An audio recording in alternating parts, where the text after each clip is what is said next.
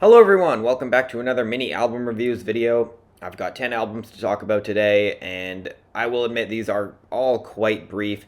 I did not really have the time or energy to put that much effort into these reviews, which has led me to sort of question a little bit my place as a music critic. And look, I'm not going to get all super deep into the conversation about that and what my purpose with this channel is. I don't think now's the time for that. But just to make it really clear, as always, I'm just coming on here and telling you what I think of these albums. It's just my personal opinion. I'm not really a super amazing music critic. I just like to come on here and tell you what I think of these albums. That's just what I do.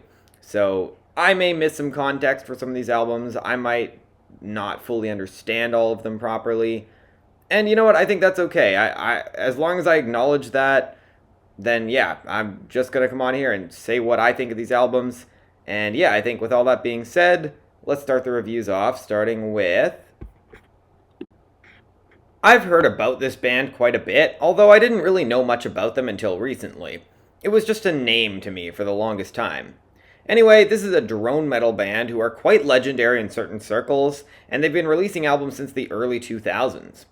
And look, I'm not the biggest fan of drone music in general, so my expectations were not super high for this, but I've heard really good things about this band, so I thought I'd give it a chance. And especially considering just how long this album is, running for nearly an hour and 20 minutes, it's an even tougher sell to me, and honestly, I'm just not all that impressed. This album is largely based on heavily distorted sounds, a lot of which is quite drone-like before the closing track takes on a bit more melody, and while I like a lot of the darker moments on this album, none of it really wowed me or made me feel like it's worth returning to this. Again, especially considering the length of this album, I just find it to be a bit much. I'm not going to say it's awful or anything. I've certainly heard this kind of thing done worse. And like I said, I do like some of the darker moments, even though the closing track doesn't feel nearly as scary or impactful as I think it's supposed to. But it's just not for me. Again, it's not really my style of music in general, so it shouldn't be surprising that I'm giving this a 5 out of 10. But I've also heard albums in this style that I like at least better than this one. So make all of this what you will. I'm still curious to hear some of their other albums, considering all the critical acclaim, but I don't really like this one. I was quite curious to hear what Citizen would do next, to follow up their 2023 album, which had its moments, but didn't feel as consistent as I would have liked. Honestly, that's been a problem with this band since the very start, excluding how mediocre their first two albums are overall. But starting with As You Please in 2017, they've gotten more interesting, and while I'm not sure I totally love a full album of theirs, 2021's Life in Your Glass World does contain I Want to Kill You, which is still one of my favorite songs of that year, and they've been pretty consistent since those first two albums. Or at least consistent in terms of quality of the overall albums, even if the albums themselves are not that consistent.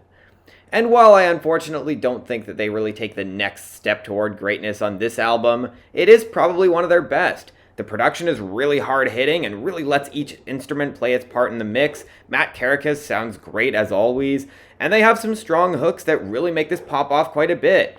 And I Can See You From Here is probably one of their best songs to date. The production on that track is stellar. I also really love a lot of the drumming on this album as it feels very well timed. And I appreciate a lot of the lyrics, which feel brutally honest in the emotions in specific ways that I don't often hear in this kind of post-punk. And yeah, I'd probably consider this a post-punk album, which is a direction that I think fits this band quite well. So while I'm still waiting for the Citizen album to really fully click for me as a whole, again, this one is also a bit inconsistent and has some underwhelming moments. This is yet another good effort from the band. It's a strong 7 out of 10, and I'd say it's an improvement over Calling the Dogs. I don't really have much to say about this one. It's a rap album that's sort of experimental, but also feels quite accessible at the same time. They just do have a decent amount of creativity in the instrumentals. And it's a duo formed in 2021 consisting of Stiffy and Agus Fortnite 2008, with the lyrics being in Spanish, and thus I had to rely on translations, which I looked at quickly, and I'm not going to say that I'm super wowed, but again, they are translated versions I'm looking at. And even then, it's not to say that it doesn't have its moments, like the heavy nostalgia of Alguien para vos, apologies for my probably bad pronunciation. And there is some commentary on drug addiction across this album, which is quite well paired with the trippy experimentation in the sound. And I'm not crazy about the rapping delivery here, a lot of which feels a bit bland and repetitive, but I think the album's quite well produced, and the experimentation does feel fitting from a musical perspective, and also for the reasons I just mentioned, and I like some of the other effects here, such as what sounded like some reversed vocals, which might be conveying more meaning, but I'm not really sure specifically with the language barrier, which isn't anything against the quality of the album, but it does affect my experience with it. And I do think overall this is a pretty consistently enjoyable listen, all things considered. I don't think I'll be going back to it much, if at all, but I can respect it for what it is, and I'll give it a recommendation because this might be up a lot of people's alleys. I'll give it a light 7 out of 10, mostly because I get the appeal, but I also did find it kind of fascinating. This isn't bad at all. This is Tyla's second studio album, following up her 2024 debut, which I liked at the time, and I also liked it when I revisited it recently. But unfortunately, I think this new album is a bit of a step back. That said, it's still got its moments. I really like the bass groove of Kiss with the really smooth, crisp percussion and sensual production that's quite fitting for the track. Mr. Nonchalant is a pretty catchy song that's a bit more experimental, and Chanel is also one of the catchier moments and sounds like a really good Amore song. I also like the group vocal chants and the production on Crazy of Me. But overall, a lot of this just feels kind of boring, and the percussion is often mixed too loudly to the point where it overpowers everything. And I just don't think these are the strongest pop songs. And it's just a lot of mediocrity to get through on this full album for a few scattered highlights, most of which probably are not even going to be all that memorable in the long run anyway, at least for me. So I'll give this a 6 out of 10, and I don't think it's bad, but it is kind of disappointing. Still decent, and it wasn't a complete waste of time. But again, it's very inconsistent, and I'm just not all that wowed.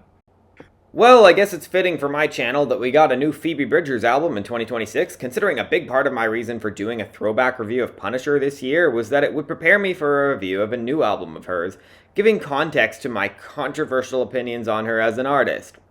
And honestly, I had no idea what to expect from this new album 6 years later. It's just a shame that I don't find it more interesting. Now, after I'd already started my listening process for this album and felt confident saying that I think this is a pretty big step back from Punisher, I then started seeing a huge amount of critical acclaim for this, and it almost made me want to second guess myself and give this more of a proper shot. But I listened to this all the way through multiple times, and at the end of the day, art is almost entirely subjective, so no, I'm not going to fall for it. And that's not to say that there isn't value in an album like this. I mean, clearly a lot of people are resonating with it. But I also gotta be honest and say that this is doing pretty much nothing for me.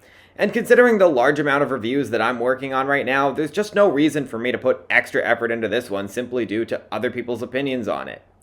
And while I respect a lot of the writing here about past relationships, her current relationship, and also the death of her father, this just doesn't do much for me at all. And while I have my own personal huffs with some moments here and there that leave me at a distance from really feeling this emotionally, I don't really think it's my place to speculate on the meaning of all of these songs in a critical way like this when I don't know all the context, and again, at the end of the day, it's just not for me. And musically, I'm just not all that impressed either, where it often feels like there's either not really much musical evolution from Punisher, or when it does feel like there's evolution, you get moments like Bobby with a really rough production that takes away any punch that it could have had with some of the brighter melodies and synths. Or the really unpleasant distortion on Kill Me, or you just get weird musical experiments that don't work at all for me like Panorama. And I just don't get much out of the vocal melodies on a lot of the slower tracks, nor are the vocals themselves quite as impactful as her best. So yeah, say what you want about me for not liking this, and I'm curious to hear what makes this record so special for so many people, but I'd be lying if I said that it clicked for me.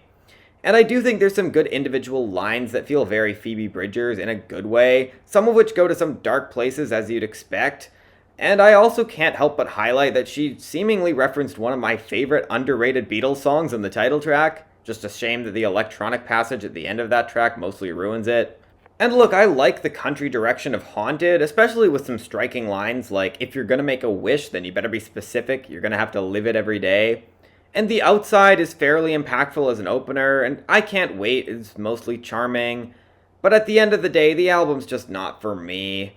Or if you want me to try and be objective, whatever that means, even though it's just based on how I personally feel, well, if it's not her worst album, which it might be, it's certainly not her best in my personal opinion.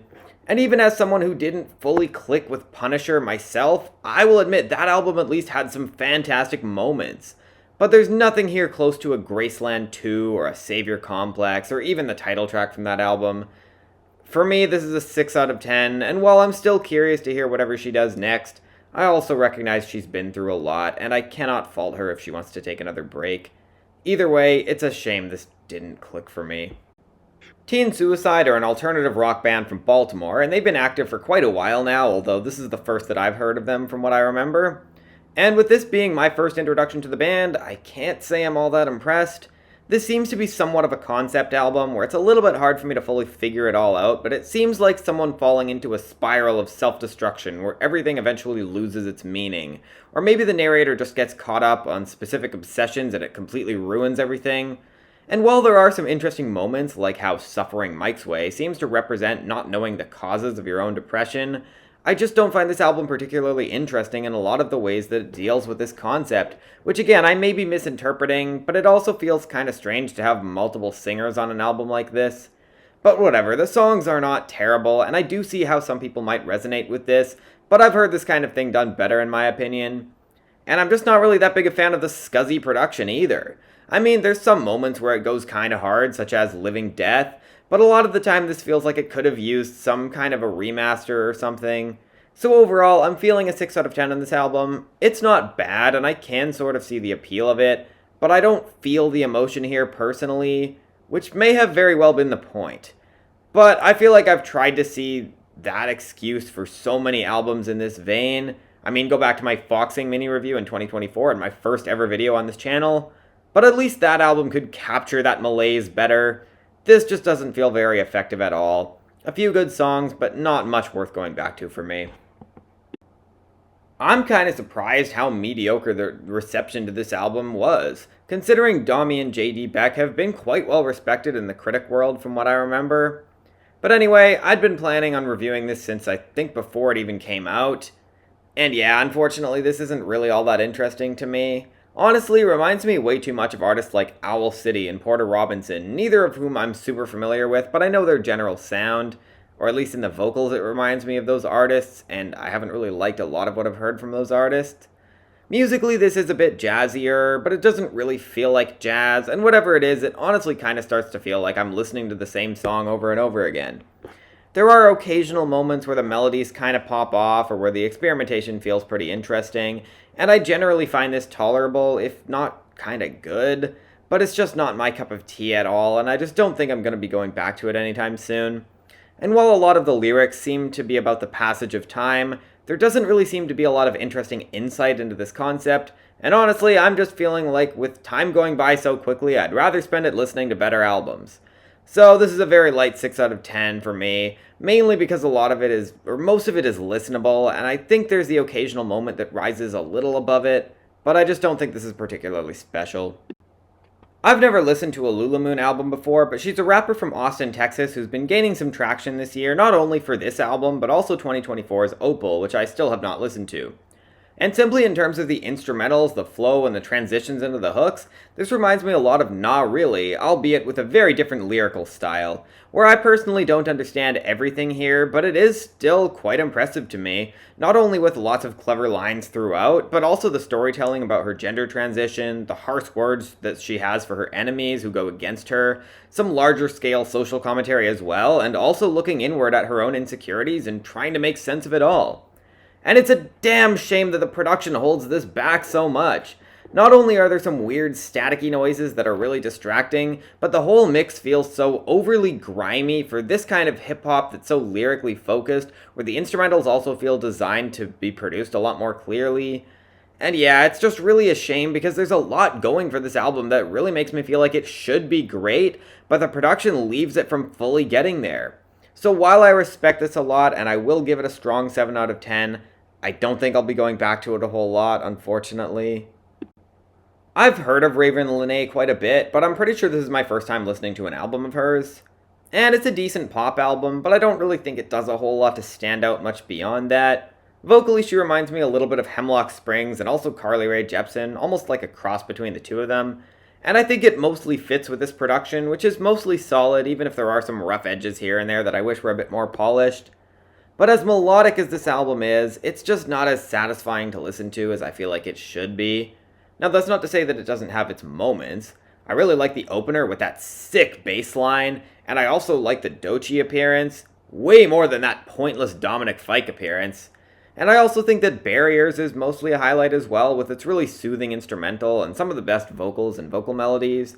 And I want to properly praise Find It One Day for similar reasons, except for the really bad percussion on that track.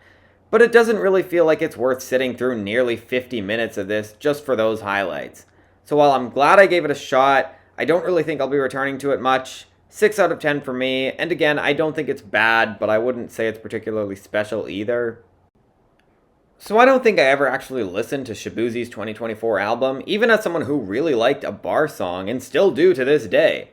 But I only have so much time, and thus I decided to just go straight into this new album, which references that one huge hit song of his multiple times.